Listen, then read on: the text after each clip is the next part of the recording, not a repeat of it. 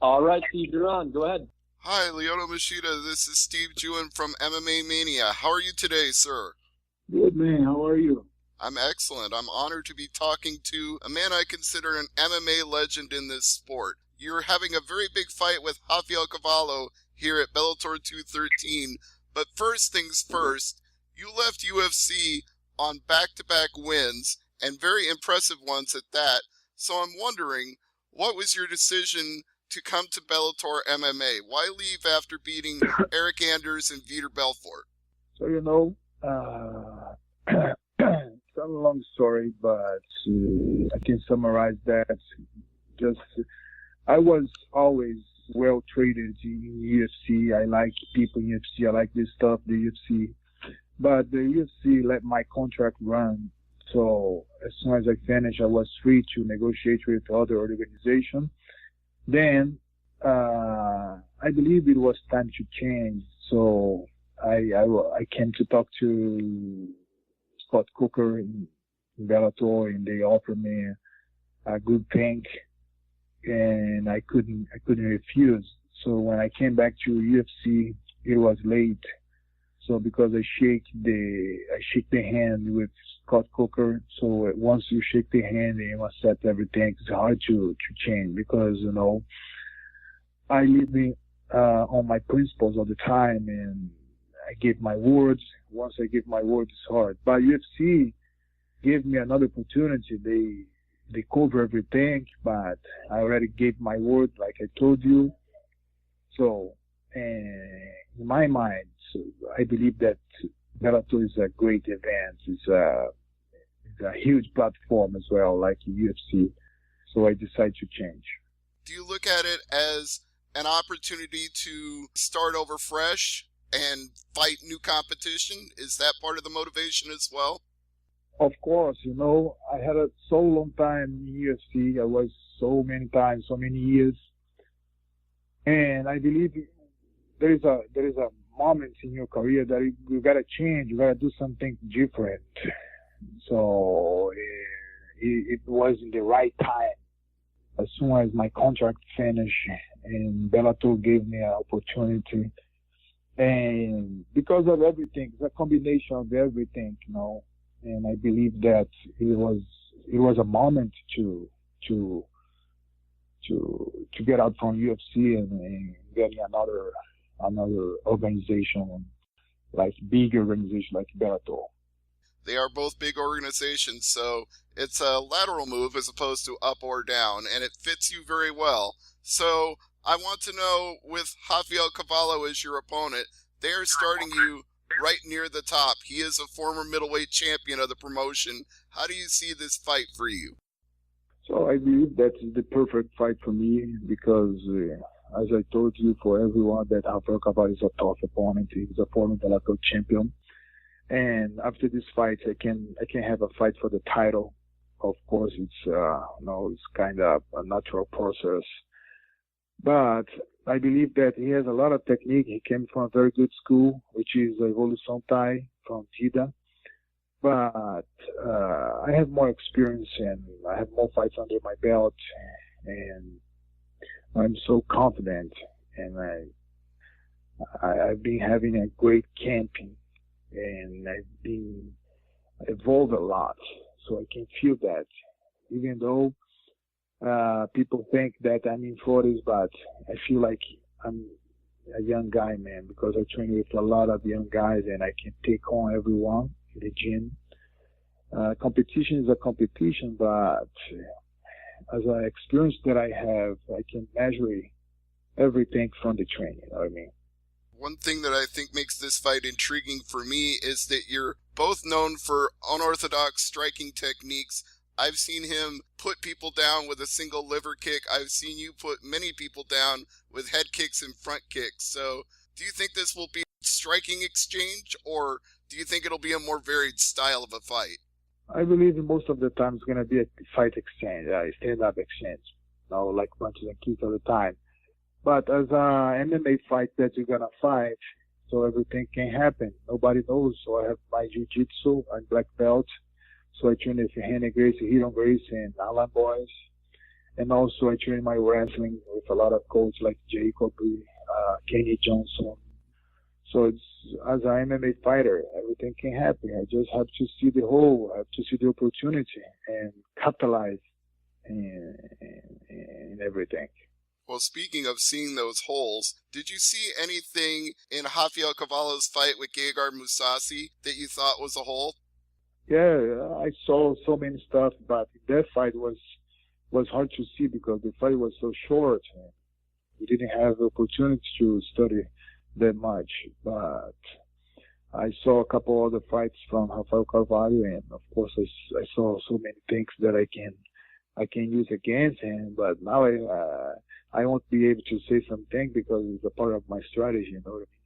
Oh, yeah, you don't want to give away too much, but I do find a little bit of irony in the fact that if you beat Cavallo and go on to face Mousasi, you already hold a win over him. So does that give you extra confidence if you go into a title fight with him? So one thing at a time, you know. So now it's a very hard task that I have in front of me. But of course, it's gonna be I'll be very glad to have opportunity to fight Mousasi because Mousasi is a great fighter. I respect a lot Mousasi, and maybe he wants another opportunity to fight me. And I still believe that, man, we can have a great fight soon. Now, many of your classic performances in UFC history, fight of the night, performance of the night, knockout of the night, came in Brazil. Would you like to headline a Bellator card in Brazil? Oh, man, two places that I would like to fight, Brazil and Japan. Because, you know, Brazil is my hometown, and Japan is a part of my blood as well. My father is a Japanese guy, and there is a lot of years that I haven't fought in Japan. But in Brazil, it's going to be amazing because now Bellator has a lot of Brazilian fighters that we can have a great card in Brazil, and people are looking forward to Bellator in Brazil. Well, I think a fight in Japan would be amazing as well. Saitama Super Arena, Korakuen Hall. I can see so many places. Yeah, great. That's it, man. Yeah, that would be amazing. I would love to go to a fight there. But you're getting to fight in Hawaii this time, so how is that trip going to be, and how are you looking forward to Honolulu? Hey, I'm so excited to be in Hawaii because a couple times that I went to Hawaii, I was so well treated there, man. People love fighters. People love fighting. They treat me so well, so I'm so excited to be there, but in different way now, not on vacation, but working, fighting. That's amazing. I'm so happy for this opportunity. It is definitely a fighting culture there, and who knows, you might even cross paths with BJ Penn while you're there. Yeah, I already text BJ Penn in Instagram, so he's gonna be there for the fight probably. So we're gonna meet. He already fought BJ Penn, but I have a lot of respect. He's a legend fighter. He's a great guy, man, and he's a true Hawaiian champion. You are a true champion as well. You've been world champion at light heavyweight. You've been a #1 contender at middleweight. Do you feel like there's anything that you haven't accomplished yet in the sport? So, you know, I like to challenge myself. All the time I like it to put something ahead, to have as a goal. Of course, I want to be a Bellator champion, and I always want to prove something to myself, not to others people. And for me, that's motivate me every time to